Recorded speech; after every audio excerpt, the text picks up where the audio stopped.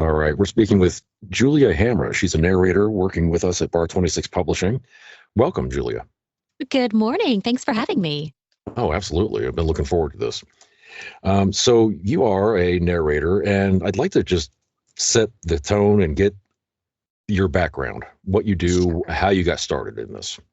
Okay, well, my background began in journalism, broadcast journalism. I did news. And when I started a family, I stopped working, did public relations, and then kind of just stopped working altogether. And once my kids got a little older, I decided I wanted to do something sort of related back to journalism and performing, and loved reading. And so it all started coming together and researching options, and thought, I used to love to do commercials when I was doing TV things. So why don't I go back to that a little bit? And I started figuring out how the industry had changed, and people weren't going into studios and into advertising agencies anymore. They were doing it from their home.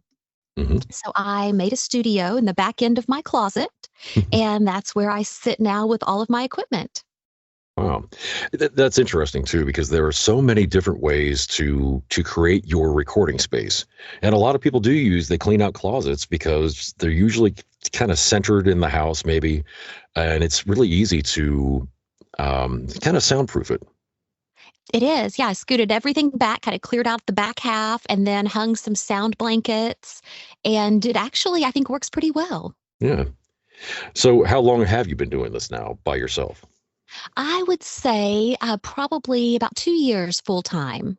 Okay. Started with a little bit of training and kind of dabbled a little bit. And I'd say probably full time for about 2 years. Nice.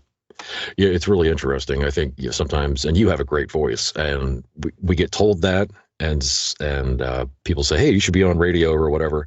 But when you actually get into it, it's kind of startling how much there is to learn. Oh, exactly. I had no idea how to even turn on a microphone. So I luckily found somebody here in town that worked at an audio studio, and she kind of walked me through everything and gave me a list of equipment to buy. And then my best friend through this whole process has been YouTube. You can YouTube anything these days. And so I learned how to record and edit and a lot of performance techniques and help all through YouTube. Wow, isn't that amazing? We missed out when we were growing up. We did. I get on to my kids for being on it so much, but really, maybe they are learning a little more than I think. Oh yeah, for sure. So what kind of work do you normally do? We know you're narrating audiobooks, but are you actually doing commercial work as well? I do. I do a few commercials, a lot of what they call long form narration, which is like a more of an article for a magazine. So it's not necessarily a book, but it's not a quick commercial, maybe about 5 or 10 minutes of a Hmm. magazine article. Been doing a lot of those. But these audiobooks have really begun to take a lot of time, and they're enjoyable. I like to do them. It's fun. hmm Yeah, when I first got into voiceover about 6 years ago, I really didn't realize how big the audiobook world was. So once I started getting into it and realizing just how much there is for us, it started to be a lot of fun. Right. So what kind of equipment do you use as far as microphone? What kind of PC or Mac software? Let's see. Well, I use a Mac, and I love that. I've always had just a regular PC, and so I'm loving having a Mac. And I use a Rode microphone and a Focusrite interface. And let's see, I'm looking around to see what else. I think that's about it. I use Adobe Audition hmm for my workspace. Okay. I actually have the Focusrite as well for my interface. It seems like that's kind of an industry standard. It must be. It must be. And I think this Rode microphone is pretty standard too. It was on my list of equipment to buy when I first got my training sessions. Oh, well, there you go. Yeah. Okay, so you are working on the Pinkerton Matchmaker series. Yes. Give us just a summary of what this is about. Okay, well, it's a wonderful historical fiction piece. It's a little bit of mystery, a little bit of romance, a little bit of action. So it's kind of got something for everyone. The premise is years and years and years ago, back in the 1870s, there was a detective agency, kind of I guess a good way to say it would be kind of a precursor to the FBI. They were Hmm. solving crimes all over the states and territories and had a central office in Chicago and in Denver. And so most of these stories take place out of that Denver office. Okay. And where all of the women's names, they're all titled an agent for, and then there's a woman's name. That is because they decided to bring in female agents because they thought that the females could do some things that maybe the males couldn't: go into places, talk to certain people, gather information, and add a different element to their investigations. So Hmm. they put an ad in the paper and have people submit applications from all over the country. All these women ready to be independent and become Pinkerton agents. And so that is where our story begins, with the women traveling to be interviewed in Denver to see who is going to be selected to be this round of female agents. But there's a caveat. It is Hmm. the 1870s after all, and so things need to be proper and on the up and up. So women can't just be gallivanting around with men back then. That wouldn't be proper. So they all have to be married. And it is Oh. in name only. So they're not real marriages, so to speak. They are able to be annulled afterwards. But it does, it's kind of one of those things that hilarity ensues, as you can imagine, when these rough and tumble men are all of a sudden told that they will be settled down and married. Uh-huh.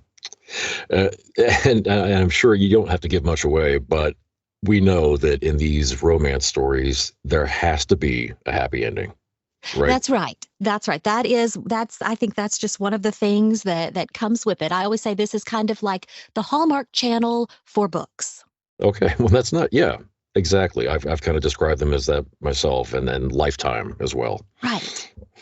So the actual first story is kind of a prequel novella, and that's simply called The Pinkerton Matchmaker. So I'm assuming that's more of a general outline, but there's probably the love story in it as well, right? There is a small story in this one, in the first one as well, but it's really just kind of setting the premise for the whole book series. You can read any of the stories without having read this first Pinkerton Matchmaker book, but it does really set the tone and tie things together for all of the rest of the stories. Hmm. One of my favorite things is that a few of the characters are introduced in this first one, and they're just minor. You might just have a mention, a minor character, and then later they have their own story. And so you can kind of go back and remember, oh yeah, I do remember that person from that first book. And now here we are following along with their story. So I think things like that are neat, that interconnect as the series goes on. Yeah, and I think that readers have fun with that too. That's what kind of draws them in and keeps them for however many books there are in the series, because there is Yeah. that interconnectivity. Right. You become invested with that character. Hmm. And for this series, it's written by multiple authors. So how has that been for you in working with different authors who they're writing in the same world, but obviously there's different styles. So do you find you kind of change your approach to the recording per author? Let's see. Well, when I first learned about multi-author series, I thought that there would be a bigger difference in between each book and each writer's style. But really, these go together pretty seamlessly. And so I think my approach has so far been the same for all of them. I'll begin with reading the book in its entirety, and I go through and highlight the different characters and make notes, and make sure that there's not a surprise, maybe a plot twist that would make one of the characters be different, because that has happened. I won't tell Oh you yeah. which book, but that does happen. That all of a sudden you're reading along and realize, oh, that character's not who I thought it was. And so Mhm. sometimes you have to, adjust and think, I can't perform that character in this way, because really they're going to be extra good or extra bad by the time the book's over. Yeah. Yeah. So really all of these authors seem to, I guess, share enough common characteristics in their writing styles that there's not that inconsistency. Well, that's good. That's really good. It makes it easier for you too, Right. obviously. Yeah, and I think as the reader too, because you're just reading almost a big continuous story rather Hmm. than feeling like you're reading completely different books each time you pick one up. Yeah. Yeah, exactly. How many books are in this series? That's a good question. I I think I could be completely wrong on this, but I want to say maybe there's close to 60 or 80. Oh, wow. Well, I think there are several narrators that are doing these, and so I'm not 100% sure if I've got that number right. So you may want to oh, verify okay. that before we take my word for it. All right. Well, we know it's at least a few dozen, right? Right. So, Yes, that's a much better way to put it. okay. And so you're leading things off. Is the prequel available yet? Or is that something you're Yes, working it on? is. There are quite a few of them. I think that I've done, there are 5 or 6 available now, and they're really anywhere you can buy your audiobooks. From Audible to Chirp to Apple Books. I found them in several places. Nice. So this is a multi-author series. Who wrote the prequel? The first one is by Christine Sterling. Okay. So now people, know where to find that particular book. And how about you? Where is your social media, your website? Give us an idea where we can find you. Okay, my website is easy. It's just my name, juliahamra.com. Very easy to find. And my social media is basically the same. I really keep most of that. As of now, I've kept most of that personal, so there's not a whole lot of work-related things on there.